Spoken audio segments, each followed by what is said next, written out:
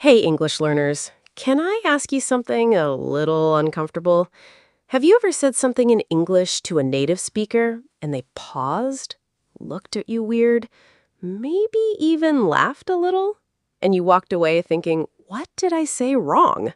This happens to literally every English learner, including me when I was learning my second language. Here's the truth. You're not bad at English. You just learned the wrong kind of English. You learned textbook English. And today, I'll show you exactly how to fix it. I'm Olivia. Welcome back to Qlip English. Let's go.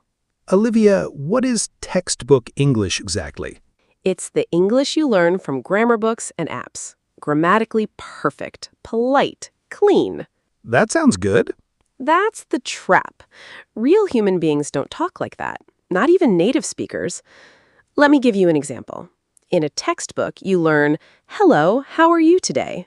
Response, "I am fine, thank you. And you?" Yes, chapter 1 of every English book. Now, here's what real friends say at a coffee shop. Person 1, "Hey, what's up?" Person 2, "Not much, you?" 5 words total. No "how are you today?" Just real, fast, casual.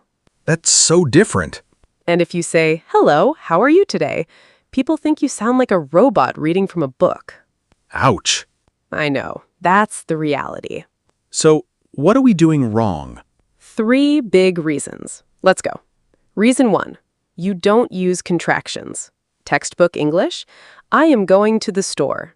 "She is my friend." "We are not ready." Real English, "I'm going." "She's my friend." "We're not ready." Huge difference, right? Massive. Native speakers contract everything, every single time. It's automatic, it's faster, it's natural. So just using contractions makes me sound more natural? At least 50% more natural. This is the fastest way to upgrade your speaking. Reason 2. You use formal words in casual situations. Textbook teaches you, "I would like to purchase a coffee." Real person says, "Can I get a coffee?" Same request, completely different feeling. The first one sounds like a job interview. The second sounds like a normal human. I'm guilty. I used to say, I would like to obtain a ticket. And people gave you weird looks, right? Every single time. Save the big words for emails. Use simple words for talking. Reason 3, the biggest one. You avoid small words. Small words? Like kinda, sorta, I mean. Wait, those are mistakes, right? That's what textbooks say. But it's wrong. These are the most important part of natural English. Instead of "it was a difficult day," a native says, "It was like kinda a rough day, you know?" That sounds way more natural. Because it has personality, it has flow, it sounds human. Okay, I do all 3. How do I fix this? 3 simple steps. Let's go. Step 1, contract everything, starting today. Every "I am" becomes "I'm." Every "do not" becomes "don't." Every "she will" becomes "she'll." Feels uncomfortable at first, like you're being lazy, but you're not lazy, you're natural. Practice it alone first? Yes, when you talk to yourself, contract everything. When you write messages, contract everything. Within 2 weeks, you'll do it automatically. Step 2, replace fancy words with simple ones. Instead of purchase, get get. Instead of commence, start. Instead of require assistance, need help. Simple is better? In conversation, yes, 100%. Save big words for essays and presentations. Step 3. This one will surprise you. Use filler words on purpose. On purpose? Yes. Practice saying like, in your English. That feels wrong. Because school taught you they're bad. They're not. They're human. They give you time to think. They make you sound real. Try this. Describe your weekend out loud. Force yourself to use 3 filler words. Example. So, this weekend was, kinda relaxing. I just, watched movies. That sounds so natural. Because it is natural. That's how people talk. Olivia, quick story. When I was learning my second language, I said, "It is very nice to make your acquaintance" at a party.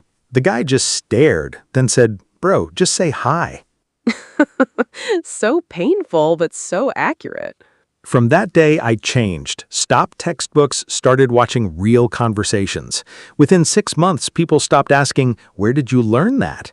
Here's something important. Textbook English isn't bad, it's your foundation, but foundations are not buildings. You've done the hard part. Now add the human layer on top through exposure to real conversations. Quick homework. Find one short video, a vlog, a podcast, real people talking casually. Listen twice, write down 5 things they say you'd never find in a textbook. Then use them yourself within 24 hours. 1 video, 5 phrases, 24 hours. Tell me in the comments what you found. To the person feeling frustrated right now, who feels stuck, I see you. You're not far away from natural English. You're closer than you think. It's just 3 small changes. Contractions, simple words, filler words. That's it. That's powerful. One last thing. Today we talked about words, but there's something more powerful. The rhythm of English, the music, the way native speakers stress words and pause. Most learners speak with wrong rhythm. That's another reason they sound unnatural. In our next episode, I'll show you how to find that hidden rhythm. Make sure you subscribe so you don't miss it. Until then, contract your words, simplify your vocabulary, add those filler words. Real English isn't perfect English. Real English is human English. I'll see you in the next one.